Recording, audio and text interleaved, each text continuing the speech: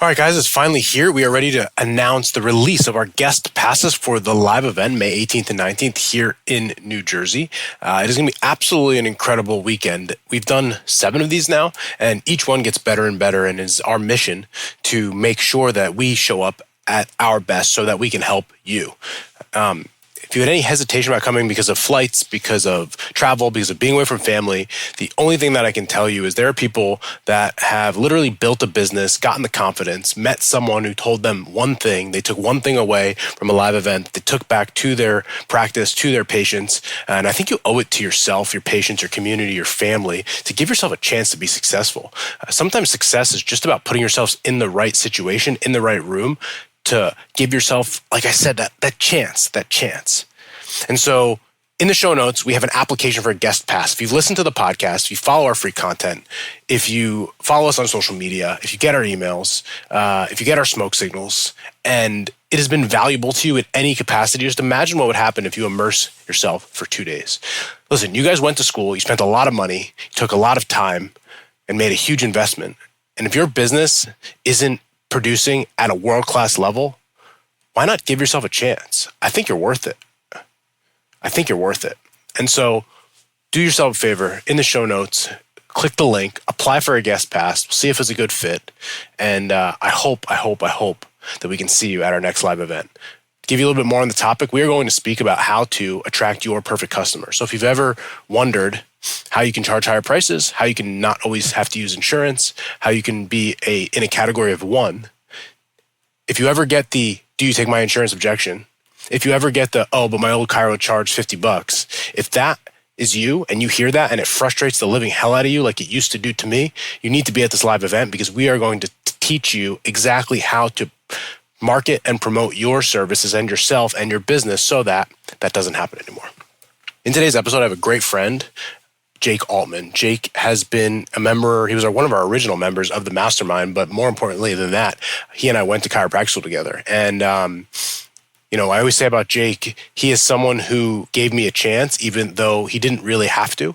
And I mean that because as many of you guys know in your practice, some of the hardest people to work with are often the ones that you are closest to. And Jake is one of those people for me. We were in each other's wedding. We were there when births and family events and life events and went through the hardest times of chiro school. And when I started doing the coaching thing and he was looking for some help, he was humble enough and had enough humility to say, hey, even though we went to school together, even though we have a personal relationship, I think that you can help me and I'm going to give you a chance. And for that, I am forever grateful. As you'll hear in this episode, he's just a one-of-a-kind guy, super thoughtful, has an unbelievable practice that we are building and growing in Long Island. And I can't wait for you to hear this episode. Again, go into the show notes, apply for a guest pass. Jake will be at the event. And if you like him in this episode, you'll like him in person even more. What's up, everyone? Welcome to the Business School for the Rehab Chiropractor. Class is officially in session. My name is Justin Rabinowitz, and I am a rehab chiropractor on a mission to teach you, a fellow rehab chiropractor, the exact tools and systems I've used to build my own successful rehab chiropractic practice so you can do the same. I hope you enjoy, and please subscribe. Jake, the number one mindset shift prior to being in ChiroBiz 101 and Mastermind to today? It's a good question. I would say treating myself and my business as a business and understanding what that entails. I think it's easy, and I definitely fell in the trap of all right, well, people paid me for services and I rendered those services and rinse and repeat. And when things would happen, there'd be more people. There was a certain degree of vanity and oh, it's a really busy week. And then when things weren't as busy, oh, well, it's not as busy of a week. But kind of the step before that, right? And viewing myself as well, in order for that to continue, I need to have solid fundamentals and operations and protocols, right? And I need my pricing to be right. And I need to make sure that not only the pricing is right, but that the message that's consistent with that pricing, that is required with the appropriate pricing. And that's just honestly nothing that I had done before, despite having been in practice for enough years prior to that. I definitely, without a doubt, would have fallen in the trap of that, same thing 20 years in a row, not wondering what the heck happened. All right, so I'm going to ask you this question. I think it's going to be a good one. Let's see how this goes. So Jake, obviously we go back a long way. At one point in practice, Jake was charging $90 for an hour, and now Jake is charging about $300 for an hour. What does the Jake of today know at 300 that he didn't know at 90? So I am actually going to correct you because it was even less than that. What was it? Well, so again, people that weren't at the live event, Justin was at 60. So I was at 65. But you were 60 for half hour. I won up to you by having the same amount for a full hour. No, so I was 75 initial, 65 follow-up or something. And why? And I was thinking about this recently because I had someone who, I think about this specific instance from time to time. This guy wanted to see me. He had sold his business and he did well selling it. And his wife was someone in a financial capacity at the company she worked at. And she called me up. It's like, oh, so it was the first walk-in I ever had too. The guy just showed up. I'm like, this is not how this works, but that's cool. Let's roll with it. Cause I had the time. And she's like, oh, well, our copay for the other chiropractor in the past was 50. Can we pay you 50?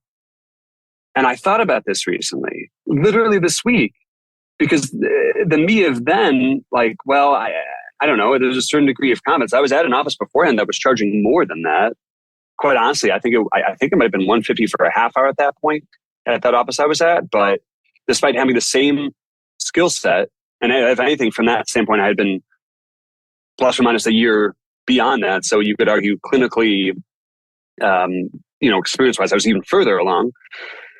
The Jake then just didn't understand the ramification of that pricing. Like, okay, it was exciting, right? So the excitement of having a new thing that was all my own outweighed or blinded me to the fact that the actual math of what it would take me to have a living in an expensive part of the country. Mm-hmm.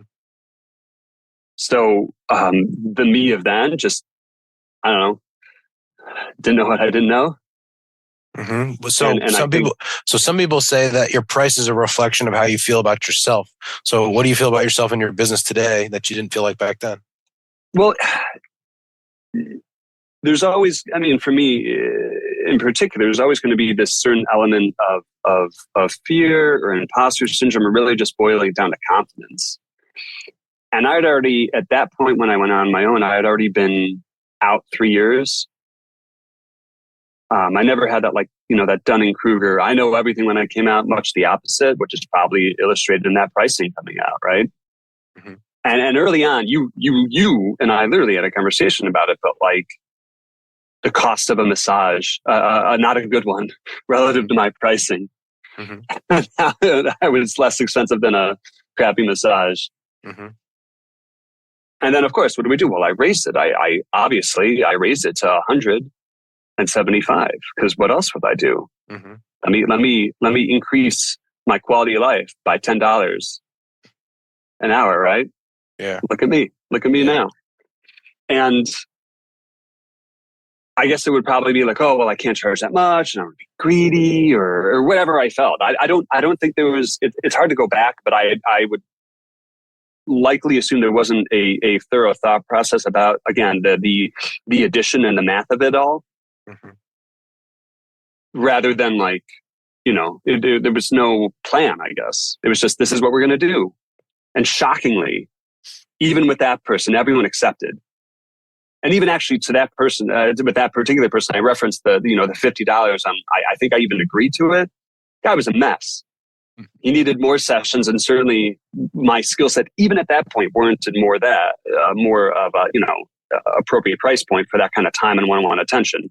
But even if I want to stop you, because that's where the logic comes in that I think a lot of new grads and people in practice get stuck there. Even if your skill set didn't accept that, like you can't eat doing that. So like it's almost a relevant conversation, no? True. Certainly.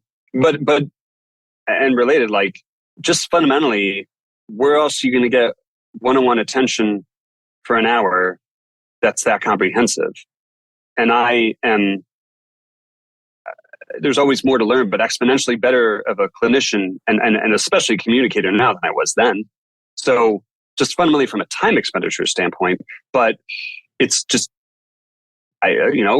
cost of living was lower at that point, or I didn't know what it would take me to live adequately, right? Not even spending wildly, just functioning. I think that's an interesting point too that you bring up about not really knowing what it costs to live, especially if you think about someone coming out of school. It's almost like when you're in school and, we go to chiro school. So it's like 4 years of college, 4 years of whatever, it's 8 years. You basically just are programmed to like survive being broke. Like no one has money. How do you have money? You're in school. You don't have anything. And you almost condition yourself to live that way. And so then you make business decisions of like, I used to live on like $800 a month in Seneca Falls, New York. So if I can just make $800 after tax, I could probably survive. And that's kind of I bet a lot of business decisions, now that you say that, I think a lot of business decisions are sort of made that way, which as we know is a very bad way to get into business, no? For sure. And listen, coupled with money experiences growing up, right? What was your family exposure to money? What were the conversations that were had? What were the situations that played out? Did I always have when I first had a credit card, was there always a certain level of a credit card bill? Was it explained to me that I needed to pay it off every month? Was I making enough money to warrant the expenditures that I was having? I mean, those are like fundamental life lessons independent of career path. But I know for me, specifically, all of those things played a role in not just what I perceived as being sufficient pricing, let alone what it actually cost me to exist and live. I got that. Cool. So I think you do well. You and I go back a long way. We taught and mentored in chiropractic school. So you do a good job, I think, teaching maybe some of the younger generation coming out. So there's a bunch of people graduating now that want to be rehab chiros, and now 12 years in, or however long time we've been doing it. What are maybe 2 to 3 pieces of advice or big tips? You're like, I did this, don't do this. Not pricing, we talked about that already, but like looking into that for someone graduating that's like, what the hell do I do? You've been doing this, you've gone through it. What mistakes did you make so that they don't have to?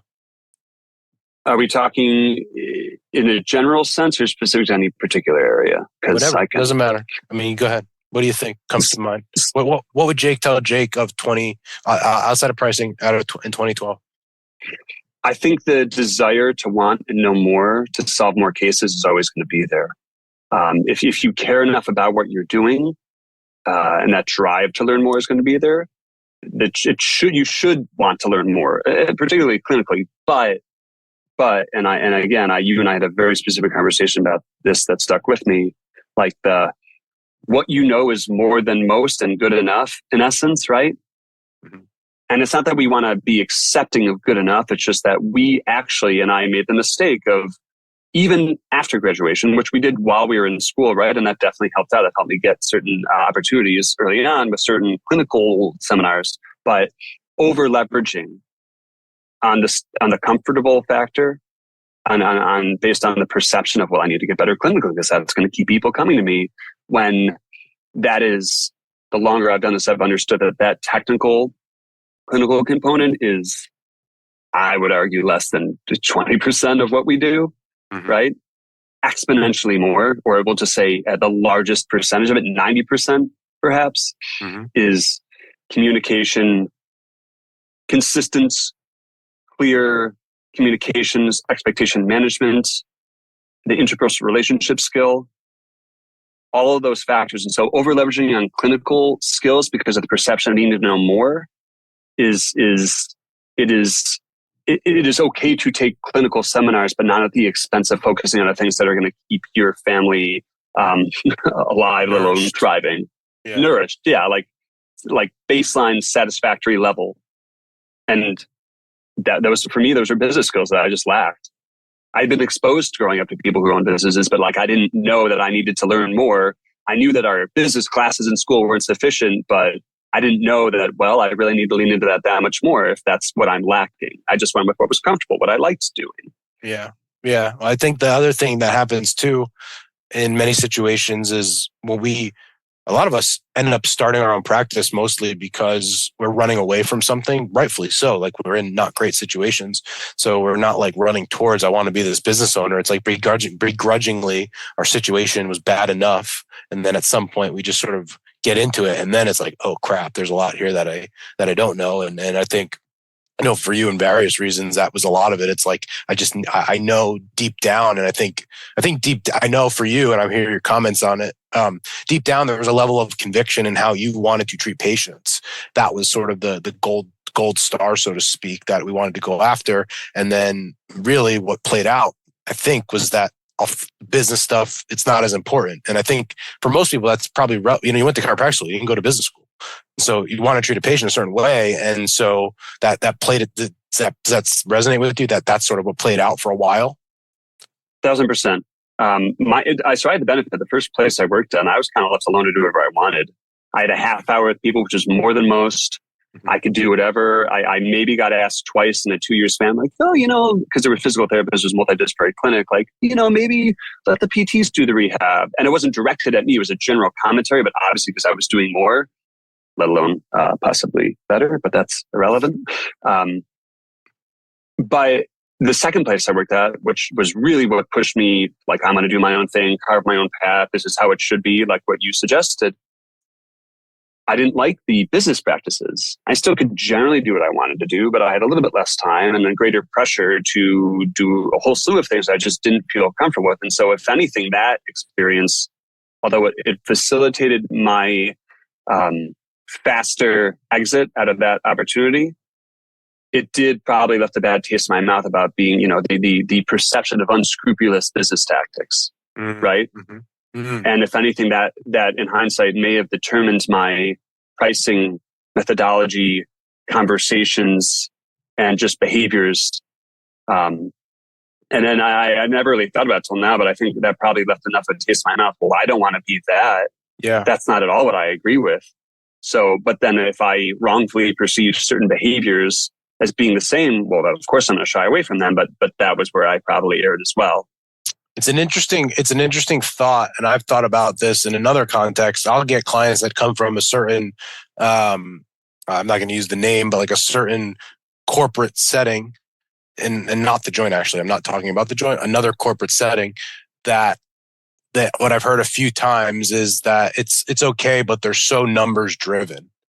And I remember, in being in what I do, part of me is like, well, of course they're numbers driven. Like, if you're going to get paid in Pop-Tarts, then we'll be Pop-Tarts driven, but your money. And so I understand the sentiment, but at the same time, I wonder what that actually means, because I'm numbers driven and our business is numbers driven. And really, you're all numbers driven. Unfortunately, for most chiros, they're numbers driven and that they don't have any numbers in the bank account.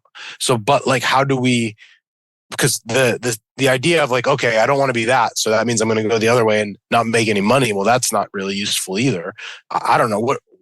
This is a good conversation. It's getting sort of, I think there's a lot of people listening to this that are in practice now that feel this way, and they're going to be like, oh my God, no one ever put words to it. So what is is it balance, or what's the understanding of, I don't want to be that guy like you described, but this business does need to run on numbers. It does need to make money, and not that I deserve it, but that I need to provide for a family, and that requires numbers. I mean, having gone through it recently with, like over, a few month period, a little bit of a downward trend previously with some monthly revenue, I've been feeling it real time, even at different numbers, right? Like you said multiple times in the past, right? The behaviors of the past can show up, right? Or what got us there will get us stuck. And so I'm running into that different price point, and monthly revenue point. But specifically to your question, it's math, right?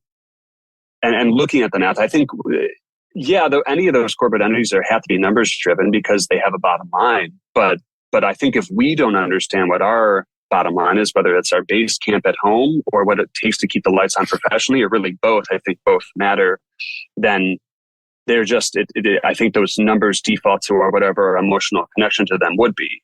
Mm-hmm. Well, I don't want to be high volume, so I want to see fewer people. I'm going to see people for an hour. That's fine, right? But as you've said, and I get it. It took me a bit, but I get it, right? If you're going to see less people, you need to charge enough money to warrant that. Mm-hmm. And that was one of the biggest fears that I had, as we mentioned before, right? Like, and it's not charging as much as humanly possible, right? You let the market decide, and there's a general range of which one should be, but it's math. If you're going to see 15 or 20 people a week versus higher volume practices seeing whatever they see a week, right? Who knows how much? There needs to be enough to grow the thing, even if it's still a single practitioner entity forever. And I just didn't understand that, or else I would have had different pricing. Yeah, right. So you came into our VIP room and you had raised your price a lot, but we sat down and said, all right, we got to go do it again. This is the next step. Talk about, it's one of those things where it's like people in life, well, I know what to do. I just need to do it. And if I lose weight, right? I know what to do. I just got to do it. It's like, dude, you've been saying this for 25 years. Maybe talk about the peer pressure that like I very strategically instituted in there to finally get you to where because I think so many people out there, they're doing it alone. It's lonely. And it's like, I know I need to do this. I just need to do this. I do need to do that. But being surrounded by people that will actually hold you accountable and make you make that decision. So why don't you talk through that experience? Well, it actually relates to, you said 2 or 3 things before about like what I should have done then or didn't know then, which is now. And I think that's getting out of a comfort zone, right? I was in the same building when I started my own entity as a CrossFit gym. Not in the gym. I was on the other side. It was interesting setup, but getting out of my foxhole. And I would go to their classes on occasion. I didn't live nearby, but that's a lame excuse in the absence of having children now and a dog and from girlfriend to fiance to wife, right? Like I would remember distinctly, I got dowels and I practiced Olympic lifting in my office. Mm-hmm. And I don't regret practicing it, so I didn't want to make a fool of myself, but I perceived as, well, I need to come in with enough knowledge so I don't look like I don't know what I'm doing, when in actuality, no one gives a rat's bit too, because I'm there to learn. If my presence matters more than my knowledge. And so that lesson, fast forward to now, of, you know what I need to do? Like, I know that all of these, I get emails every day, I'm sure you do, like, hey, 30 qualified leads and coming right to your office. Like, well, no, they don't understand what I do. They don't understand the paradigm. They don't understand how we focus on. They don't understand our perfect patient. None of those are helpful. But fundamentally, the biggest thing I need to leverage right now is marketing. And I've been doing it, but that's where the peer pressure factor comes in, right? That's where all these high level achievers are in this room. And what do they have? What are they doing that either I do or don't have or need to have mindset wise, even let alone skill set wise? And what is the success they're having and why am I not achieving the same success? So that's kind of like the unspoken effects of the peer pressure. And then there's the direct peer pressure. Everyone knows you need to do this by the state and everyone's counting on you to do it. And then I've learned over the past year, having, now effectively 2 hires, that I'm doing a better job of being more accountable to myself, but I do better when I'm held accountable by other people. I always show up for patients. I always show up for my meetings with the 2 staff members I have now. And so once I realized that, then the peer pressure of having all these people around me who I respect a great deal, who are all high achievers on their way to, increasing levels of success and growing their operations. Well, I better put my money where my mouth is and do the same things. Mm-hmm. I love that. That's great. What was the change for you? I begged you for years to get online and Instagram and all of that. But again, I think you're super articulate and you'll be able to explain. But the reason why I say that is because there's so many people out there that whatever you felt as to why you haven't and what changed and what forced you to kind of get doing something that we know we should have been doing. There's so many people listening that they know they need to go and meet the gym owner, or they need to get on Instagram, or they need to ask for the sale, or they need to this and this and this, and they just aren't doing it. What happened for you where you finally said, like, I'm going to make that leap? And you've done a really great job. I want to say that you've done amazing just by doing it, but you're actually, you know this, you're good at it too. But tell me what the change was. Well, that's it. That's the funny part of it, right? Like, I was in a freaking college a cappella group before Pitch Perfect. So before it was cool in quotes, right? I'm tailor-made to do this stuff. Yeah. I just didn't think about it that way. What did you think about?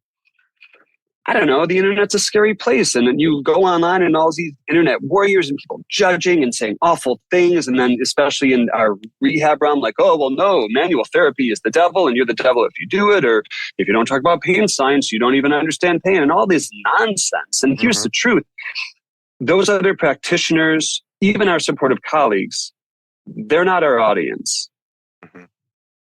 I don't need to talk, and I'm working on getting better at this, and I still need to. I don't need to talk at a level of clinical complexity, even though my patients are very smart, because that's not actually helpful to them. Yeah. So once I realized that my audience is not my friends, that was a mindset shift. So let me pause you on that, because I remember, early out of school, there is always that, what are the other people going to think of me? My colleagues, and even if you say it, it's still hard to realize. And how do I know this? Because I watch what our clients and what some new grads, what they post on social. They are open their business, they open their practice to Rehab Chiro, and they're posting things that they know internally or intuitively that their Chiro friends are going to be like, yeah, that's great. And I just look at it and it's like, you're a patient who, that's why you're here. They don't care. They don't know what you're talking about. It is completely irrelevant to them. And it's that mindset. It's actually, if you think about it, it's quite selfish, because we're so consumed with what we want other people to think. We forgot to think about who is the end user of this. Why are we doing it in the first place? Because we were trying to give some sort of value to our potential patient on the other end. Full disclosure, we're in a streak now. You've seen it. We're running a lot of paid ads. And so I'm getting these wild comments on some of these videos. The reason why, it's literally entertaining for me, is because none of those people, I don't know who they are, but they're just people randomly getting my ad. They're not my audience. They're not people that I would attract anyway. And so it's completely irrelevant. So that's why it's hilarious. Now, if it was people that I think should be in my group and they were saying hateful things to me, I should probably consider my message to change my message, because it might not be resonating the way that I want. But it's just like, I'm just getting stray bullets at this point from randos. So it literally is entertaining. The other thing that I'll mention here, and I want to get back to it because I know you have more to say about it. I didn't even know she did this, but taking what you just said to the next level, and this is gonna hurt a lot of the people out there listening to this. Kaylee, who is our Instagram expert, at the live event, I didn't even know this, on Strive to Move's business account, she doesn't follow chiropractors back. Why? Because she doesn't want to mess the algorithm up and follow people that are not in our area. So if you want to talk about acting in a way, I don't care, Jake, you're my friend, I love you, I'm not following you on Instagram. You're not going to be my patient. It is completely irrelevant to me. Right. And so all of these people out there that are like, oh, can you follow my page and follow my page? It's like, if Justin's following your page and you're in Omaha, Nebraska, that's irrelevant to you. So don't tag me in your post. Don't do that. It's completely irrelevant. Now, the opposite is not true, because if you're a Rehab Chiro and you're in Zimbabwe, I think I can help you. So I want to tag you and be friends with you. But to that level of specificity and focus, that don't care. If you're not in my area, you're not going to be my client, I'm not going to follow you. So what are your thoughts? Give me some more, because I know you have more thoughts on the judgment and getting sort of through that side of it. So actually, it's funny, because I was trying to repost because I made a professional account. I already had a long existing personal account, and I would just repost stuff about my kids from my wife, effectively, or my dog. But I realized this week I was trying to repost something from my business account on my personal, and I couldn't. It's like, that's weird. So I went through the business account and it was like, oh, I can only people I'm following can repost the content. So I followed myself from my personal to my business, just so I could repost it on my story, because right now I can't post reels because of an Instagram thing we're working through. But I did that. And then I said, hey, please follow my new business page. Just put on my personal. And from there, I got a few more followers, because even if they're people I already know, the chance of being able to have that grow the account and have more of a wider reach is there. So I wasn't even following myself, but I've run into that a little bit as it pertains to what Kaylee had said. I think it's also a lot of the followers I have now, and it's not many, but like people, everyone's supportive. There's no one on this like, oh, hey, this stinks or this sucks or that's not true. Like that's not happening. And even if it does, at least they're seeing it, right? Like I think it's just a mindset shift about it. And even like I did something 2 weeks ago with one of the trainers here who's also a patient and like describing, well, how do I know differential diagnosis? Now, I want to lean into the stuff that I think is cool and exciting, but the mindset shift about that was not, oh, this is fun, I like to show this. It's what are people going to get here that they're not going to get elsewhere? Mm-hmm. And really value for a unique solution, right? One of the core sales objections I know you've mentioned a bunch of times on here. Like, how can I demonstrate value for a unique solution in the context of clinical differential diagnosis? Yeah, I love that. And so I like how you're taking some of the objections or the reason why people might not work with you or say you're too expensive and reverse engineering back into the content that you're going to put out. And actually that's a pretty tactical lesson that is nice to discuss, because another question that often comes up for many people out there is like, all right, Justin, you tell me to do social media. What the heck do I do? And one of the best things you can do is what Jake just said. It's like, think about all the reasons why someone wouldn't work with you. And now you got to go into the psychology of the patient. And so what Jake mentioned, that value for unique solution, is one of our 5 sales objections that we teach in the mastermind and Biz 101. And basically that means, why do I perceive you to be different than the guy down the street? So outside of chiropractic world, it's like, if I said to anyone listening to this podcast, what's the difference in your town between a $500,000 house and a $2 million house? And you would give me more bedrooms, more land, more this, more that. That's value for unique solution. It's more expensive, and here's the reason why. Now, whether someone decides that that's valuable to them or they can afford it, it's a different conversation. It's just understanding that there is a difference. So I guess from your perspective, you are on, I'm going to say it properly, you are on Long Island, not in Long Island, on Long Island. There is tons and tons and tons of competition and chiropractors there. And so when we talk about value for unique solution and being different and someone that may find you through that, what is some of the content? What is some of the messaging? What do patients tell you when they arrive in your office and are happy to pay $300 per visit when they could pay the $30 to $50 copay elsewhere? Well, why don't you talk to me about some of that, and it might give our audience who's out there some more context about what they can use in their own messaging and marketing. So I think a lot of the reason why, especially I've had patients who were with me from those early times, and they've stayed with me through price changes, which I frankly appreciate more than anything else, right? Because in essence, they're paying a large percentage more than what they used to pay.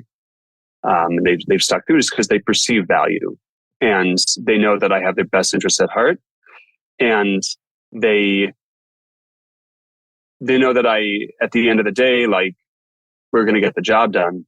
And I think it's not that other offices aren't invested in those things. I just don't think they're always set up to have those things happen. So whether it's a managed care time expenditure standpoint, even small businesses, let alone, larger corporate entities, that's the benefit, right? Automatically, you're not getting one-on-one time with a doctor for an hour. You're just not, let alone in our process, right? As I know a lot of the listeners and group members, I should say, do, people chat with me on the front end. And even if that changes it somewhere because of a critical mass of enough influx of leads, I will still see people at this point for the consultation discovery visit. It's complimentary. Mm-hmm. People don't get that. I had a patient who I saw earlier today who recently signed on with us for a plan of care. She had mentioned that specifically. It's like, no, it's nice that you do that because, in essence, she wants to trust that she's in the right place. And she had seen a bunch of different providers on Long Island. She traveled to Queens. She lives actually really close to my office. I apparently have become, and soon to be no longer, the best kept secret in my town. That's not acceptable anymore, right? So I've actually cared less and less and less about the fact there is such a density of providers. Or actually, let me restate that. I've cared more in the sense that everything we're doing is nothing that anyone else is doing, right? Like, as we've been coached, here's a box for a patient who already paid me a plan of care last week, and I'm giving it to him. There's no one else doing that.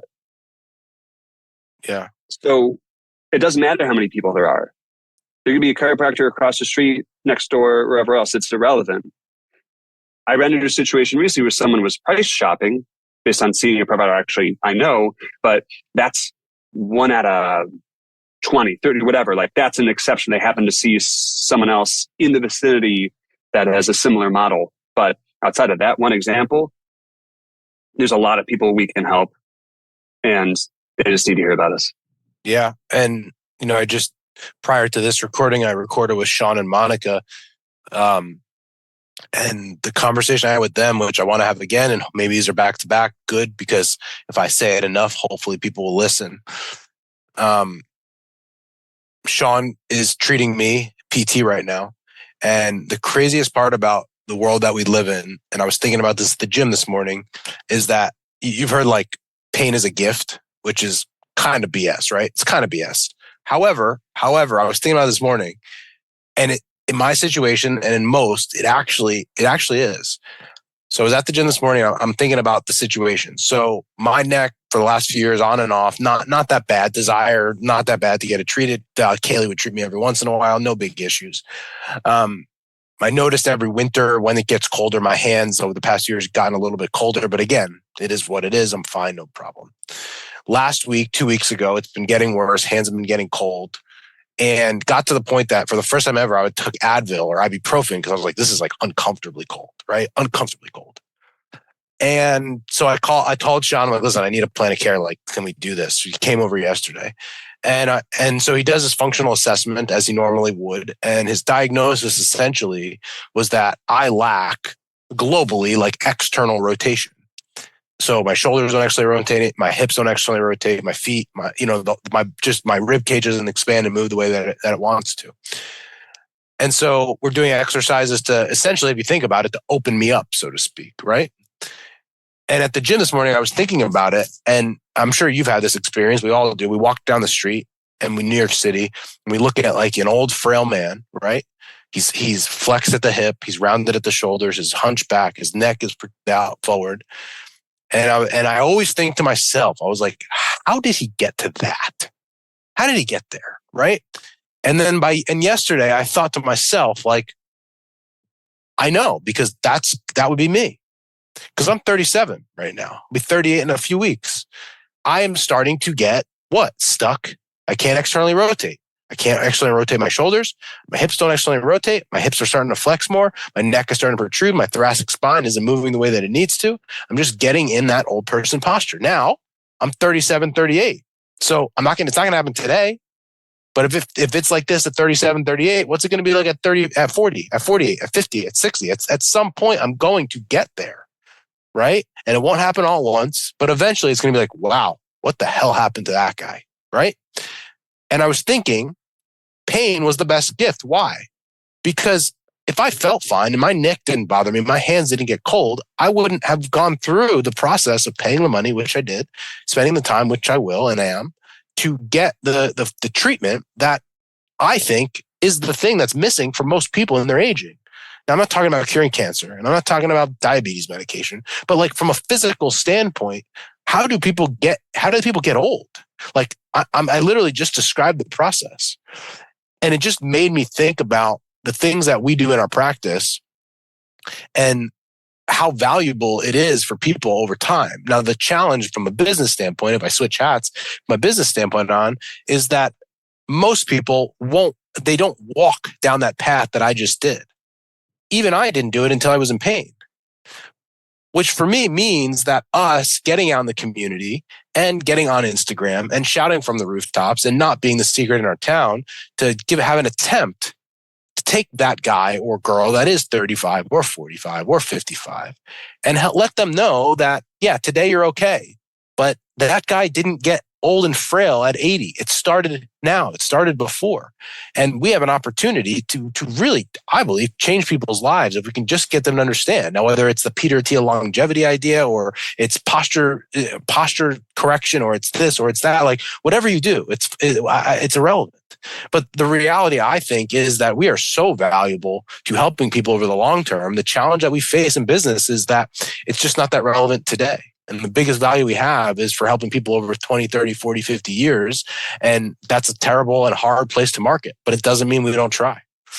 So that was my revelation today. And hopefully that gives people confidence that even if you are scared of getting online or meeting people or doing that I believe that we as Rehab Chiros have such an important thing to share with people and such an important gift. And I'm going to continue to shout from the rooftops that we should preach our message, whether you are afraid of the haters or don't like them or afraid of people getting mad at you or they're going to call you crazy. Because to me, the mission is significantly more important than the little shit that's going to happen along the way.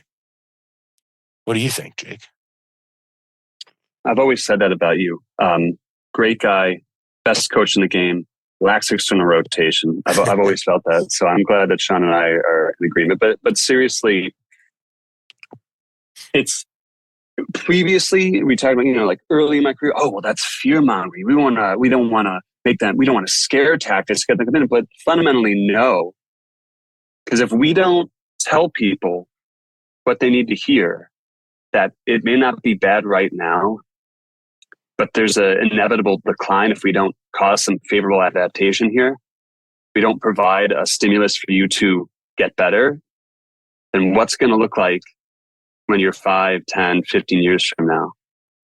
And that relates to what people like to do, right? That relates to what their goals, their desires are, their hobbies, you name it. And I have plenty of patients who are like, oh, no, I stopped playing that because I couldn't anymore. It just really got in my bag. I was like, well, why? Why'd you have to stop? Yeah. And I'm all for modifying behaviors, but that's the downside of people not knowing about this, is how many people aren't going to be able to be helped in the future if they don't know about us now.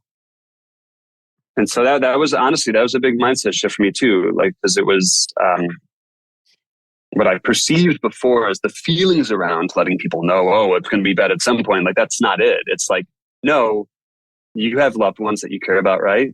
It's hard to see people age. It's challenging. And I, thankfully, personally, and I mentioned this on my Instagram because he's a rock star. I have an 89-year-old that I see. He's almost, in May, he'll be 89 and a half, but he doesn't care about the halves. He doesn't, he's an octogenarian and won't be that much longer, right? Like, that dude works out 5 days a week. He's doing everything he can. And I honestly would not be surprised, and God willing, knock on wood, he lives to whatever years he lives to, but he has years left in his life, and he's pushing to have life left in his years. And that, to me, I can always pull him out because he is an excuse buster for people. Right. And he's remarkable. And so if I can get more people to have that mindset, or to, use him as a beneficial tale, it's no longer scare tactics. It's like, well, listen, this is quality of life, right? This is what we want. He wants to be able to jog in the spring. He's 9. Yeah, I love that. I know people who are half his age who wouldn't consider jogging a block. Yep. Yeah, I love so that. I think that is the mission, right? Like, how can we help the most people, right? And then it goes back to, well, I need to have the right process in place in order to grow my team, because I won't be able to help as many people if I don't grow. Right. And then it kind of all starts to click and make sense and understand, like, from when I previously was like, well, I don't know how big I want to go. It's like, well, no, I need to grow bigger. I don't know how big. It's not like a national franchise, but like, I need to help more people. And people need to know about what we do more. And at some point, it won't just be me. So it's a we. Mm-hmm. So that's been fueling a lot of the positive steps I've been trying to take for that exact reason, right? Yeah, I love that. So before we wrap up, one more question for people that are on the fence or skeptical about, taking Chirobiz 101, joining Mastermind. What would you tell them? 2 things. The amount of money is less relevant than you might think, right? The cost to doing it. And this is something that you've mentioned before, like, what's the cost of not doing it? it's effectively the same conversation as the conversation that you just mentioned, right? Mm-hmm. What's the cost of not trying to encourage more mobility or more external rotation? Like, where does it go for you? And for those people that are on the fence about Chiropractic 101, what's the cost of not doing that? Because the definition of insanity is, I'm sure everyone knows, is doing the same thing over and over again, expecting a different result. I have been there. I have lived that. And if you perceive as Chiropractic 101 as being too expensive, what does that really mean? Right? Because I think not doing it is infinitely more costly than doing it, coupled with the fact that no one is above the basics. Fundamentally, the way a business grows is by meeting more people, having more people come in. And just because I've been practicing since 2012, it does not make me above marketing. If anything, that's all I should be doing. And so it's killing at the basics. The killers in our group, right, are the ones that just hit it out the park with that. Mm-hmm. And so that's it. There's no reason. So like if we view Chiropractic 101 as being beneath us, if that's the reason someone's on the fence, well, that's nonsense, because core values, how many companies don't have that? How many, like when I interviewed people, how many people just outright complained about the toxic work cultures they were in? There's a lot of bad businesses out there. And even if they are existing, they don't have good culture. So those fundamentals in the early phases of the programming are without a doubt mandatory, not just something you should do. Like people need to do it, independent of the cost. Love that. Excellent. Excellent. And before we wrap up, Jake, I wanted to express gratitude to you. You are obviously my friend first and foremost, but that being said, you trusted me enough to actually help your business early on, and were one of the first people to do it. I'm proud that you've grown so much and your business has grown, and that this isn't a charity case, that you're not here because you're my friend. You're here because we're about getting results, and you have gotten results, which makes me very proud. I'm so excited for you in the future to see, as you add team and as you realize what you actually can create and get your message out there and posting on social more, that I truly believe that the best for you is yet to come in your business.